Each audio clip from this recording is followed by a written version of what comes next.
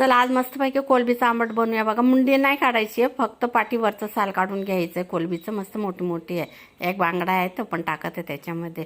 सगळं साफ करून घेतलं. आता ओलं खोबरं, जिरं, मिरची, कोथिंबीर, टमाटा आणि कोथिंबीरच्या काड्या घेतलेल्या आहेत. अद्रक लसूण टाकून बारीक वाटून घ्यायचं आहे. कढीपत्ता पण टाकायचा आहे आणि कांदा घ्यायचा आहे, बारीक कापायचा आणि मस्त तेलामध्ये परतून घ्यायचा. आणि थोडासा लसूण जे आहे वाटणात पण घेतला आणि कुटून पण टाकला. हे घरचे मसाले आहेत.